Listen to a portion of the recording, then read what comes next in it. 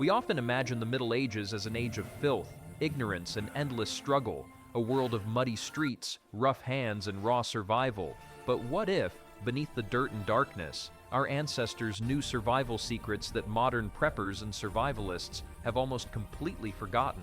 Without electricity, without engines, without even reliable maps, they built systems that kept them fed, warm, and alive through winters that would break most of us today. In this journey, we'll uncover 7 forgotten medieval survival methods, techniques so practical, so ingenious, that they could still save your life in a crisis today. And at the end, one truth stands out. The people of the Middle Ages may have understood resilience more deeply than our entire modern world. 1. The portable fire bundle, the medieval matchbox. In a time before matches, before lighters, even before easy sparks, fire was everything. It was light, safety, and survival itself. And yet, in a rainstorm or long journey, a single soaked ember could mean death. So, the medieval mind did what it always did best. It found a system. They invented something modern preppers rarely master: the portable fire bundle. The concept wasn't about starting fire, it was about never letting it die. Peasants and travelers used hollow plant stems, often elder or reed, and slipped inside a smoldering ember taken from the hearth. Both ends were then sealed with clay or wax. Inside that small chamber, the ember would live on, protected from wind and rain, fed by the smallest whisper of oxygen. A traveling flame, safe, quiet, reliable. When needed, you cracked the stem open, dropped the ember onto dry tinder, and blew. Instant fire.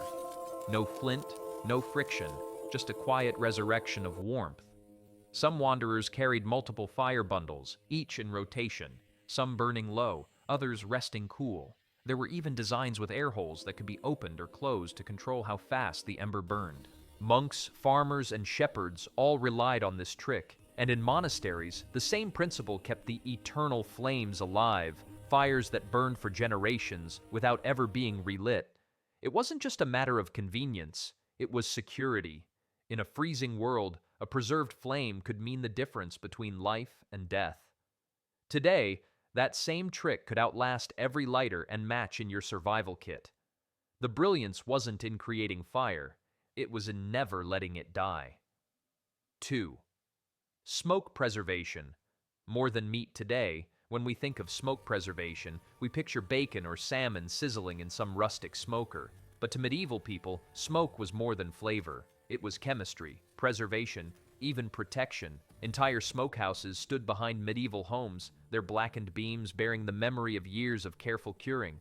These chambers were multi-tiered preservation systems, far more sophisticated than we imagine. The bottom layer burned the fire, slow, cool, and consistent. Near the base, meats cured in dense smoke, but higher up, where the air was cooler, peasants hung grains, herbs, medicines, even fabric.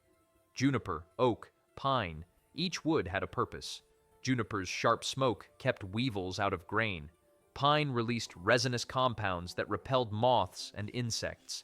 Sacks of rye and barley could hang for days, their outer shells infused with natural preservatives. The result? Grain that could last for years, textiles that resisted mold and moisture, and herbs that became stronger, not weaker, when exposed to the right kind of smoke. In some regions, smoke-treated ropes and nets outlasted their untreated counterparts by entire seasons. It was sustainable chemistry, born from observation, not laboratories. Every ounce of smoke was used. The hot smoke below cured meat. The gentle smoke above treated seeds and medicine. Nothing wasted, everything transformed. For us today, focused on refrigeration and electricity, this forgotten wisdom offers something profound, a preservation system that works anywhere. No chemicals, no power, just knowledge and patience. 3. Living fences, security that feeds you. Centuries before barbed wire or electric fencing, medieval farmers and villagers built something far more elegant: living walls. These weren't mere hedges. They were engineered ecosystems, woven barriers of thorn, fruit, and medicine that grew stronger with age. The technique was called hedge laying. Young trees and shrubs, hawthorn, blackthorn, hazel, were cut partway through and bent horizontally, their branches woven into a dense living lattice. The plants healed and continued to grow, thickening into a wall no man or animal could easily breach. And here's the genius. These fences didn't just protect, they provided. The outer layer bristled with thorns, but interwoven among them grew berries, nuts, and herbs. Hawthorn for security, elder for medicine, bramble for fruit. A fence that fed you, healed you, and guarded your home. Some were so well built they still exist today. Centuries after the villages they protected have vanished. Many included hidden gaps, hedge ports, that locals could slip through in times of need, invisible to outsiders. They even supported ecosystems. Birds nested in them, controlling pests in nearby fields. And when winter came, the yearly trimmings became firewood, basket material, even roofing thatch. This was medieval permaculture, a complete regenerative system, a fence that grows stronger instead of rotting, a boundary that feeds instead of drains. Modern homesteaders spend fortunes on fencing that rusts or breaks. Medieval people grew theirs from the earth itself. 4. Clay batteries, the power systems of the past. Before refrigerators, before insulated containers, before electricity itself, medieval people had already mastered the art of thermal storage. Their tool? Clay. They built vessels designed to store cold, heat, and preservation energy, long before anyone dreamed of batteries. One of the most brilliant designs was the cooling amphora, a double-walled clay pot with wet sand between its layers. As water evaporated through the porous clay, it drew heat out from the inner chamber. No ice required. Inside, milk stayed sweet, meat fresh, and fruit crisp for days beyond normal life. But cooling was only half the story. There were also heat batteries, special clay discs or bricks mixed with crushed stone or iron filings. These were heated in the fire by day, then wrapped in cloth and used to release warmth through the night. Shepherds tucked them under cloaks, travelers carried them in pouches, families placed them under bedding, safe heat without flame. The most sophisticated clay batteries were preservation chambers, sealed jars lined with ash, salt, and herbs. Seeds stored inside could remain viable for decades, and they lasted forever. Unlike modern gadgets, these systems were fully renewable, reusable thousands of times without loss. The medieval secret wasn't electricity, it was understanding how matter stores energy. The principle remains the same. Use the materials around you to hold and release warmth or cold without wasting fuel. It wasn't primitive technology, it was sustainability in its purest form. 5. Friction glaze, medieval waterproofing. Before plastic, before Gore-Tex, before rubberized coatings, the medieval world had its own miracle material, friction glaze. It didn't come from factories or chemicals. It came from forests and farms. Hunters, shepherds, and soldiers used it to waterproof cloaks, boots, and tents so well that rain rolled off them like mercury. The recipe was simple, but the technique was everything. Tree resins, pine, spruce, birch, were melted with rendered animal fat and beeswax, forming a sticky paste. Then came the friction. The mixture was rubbed into fabric or leather for hours, sometimes by hand, sometimes with smooth stones. The heat from friction opened the fibers, letting the resin seep deep into the weave. When cooled, the material was transformed, waterproof, windproof, yet breathable. Cloaks treated this way could shrug off storms, yet never trap sweat, a balance modern synthetics still struggle to achieve. Over time, each region perfected its own formula: charcoal for UV protection, crushed herbs to deter insects, mineral dust to keep flexibility in freezing weather. The entire process could be done in a single home, using nothing but natural materials. No factories, no imports, no plastic, and it worked for years. Modern outdoor gear fails in seasons. Theirs endured for generations. In that balance of craft and nature, the medieval mind created something our petroleum world has forgotten: self-sufficiency that doesn't pollute. 6. Sound navigation, the forgotten sense. In an age before compasses, GPS, or even reliable maps, how did travelers find their way through forests, fog, and open plains? They listened. Sound was their compass, their map, their constant companion. It was called sound wave navigation, a lost art of reading the landscape through its echoes. To the trained ear, sound revealed everything. A single shout could tell you the shape of a valley. The silence before rain carried its own weight. Wind through oak whispered differently than wind through pine. Medieval travelers, pilgrims, and messengers learned to hear geography. They knew the calls of birds, unique to each region, the echoes of distant cliffs, the subtle dampening that meant snow was near.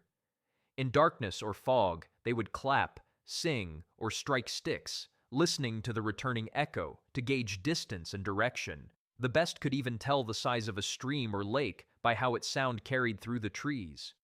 Some monasteries trained novices to recognize the time of day purely by the soundscape, the hum of insects, the song of morning birds, the stillness before dusk. It wasn't superstition, it was science of the senses, knowledge gathered through centuries of acute observation. Modern people, drowning in constant noise, have forgotten how to hear the world, but the ear, properly trained, can detect over 1,500 acoustic variations, a free navigation system always in your possession, waiting to be used. When your GPS dies and fog closes in, it's not magic that will save you, it's attention. That was the medieval way. 7. Communal knowledge networks, the human database.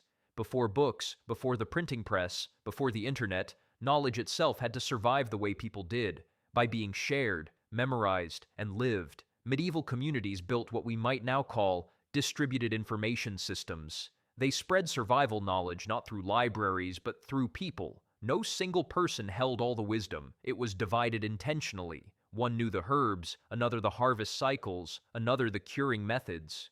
Together they formed a complete living encyclopedia.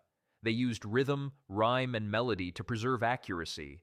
Songs and chants weren't just entertainment, they were error-checking systems. If a line broke its rhythm, the listener knew something was wrong. Entire bodies of survival knowledge, hundreds of details about weather, soil, or medicine, were hidden in these verses. Children learned them through games. Travelers passed them through stories. Even the layout of a village acted as a memory palace. A certain tree, a stone marker, a stream crossing, each a physical cue tied to stored knowledge. The landscape itself became a book, and because the data was distributed, it couldn't be lost. A fire could burn the church, but not the minds of 50 villagers. A war could destroy records, but songs would outlast the sword. This was resilience not of tools, but of memory. Today, we hoard digital files we'll never open, survival books we'll never read, but medieval people embodied their knowledge. It lived in their hands, their stories, their children. Theirs wasn't a primitive system, it was the most redundant, reliable network ever built, the human mind, multiplied by community. The final reflection: who survived better? We look back at the Middle Ages and see hardship, disease, poverty, and toil. But maybe we've misunderstood what strength looks like. Because medieval people didn't just survive despite their conditions, they survived because of their understanding of nature, of systems, and of each other. Their lives were integrated, every element supporting another. Fire bundles preserved heat, clay batteries stored it. Living fences provided food and defense. Smokehouses preserved not just meat, but medicine and seed. Nothing existed in isolation. Everything worked together. Contrast that with us, dependent on fragile systems, single-use technology, and energy grids that fail in a storm. We call ourselves advanced, yet without power, many of us wouldn't last a week.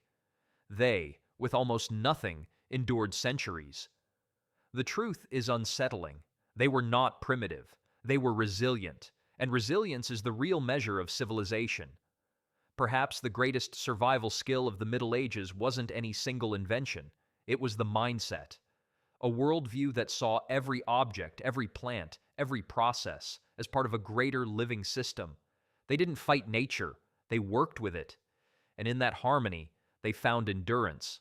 So the question isn't whether their techniques still work. They do.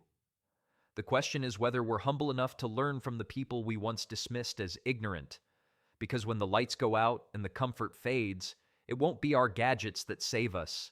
It'll be the wisdom of those who survived before comfort ever existed. Old tricks, ancient systems, timeless resilience, the kind that built the world we live in. and might just save it again.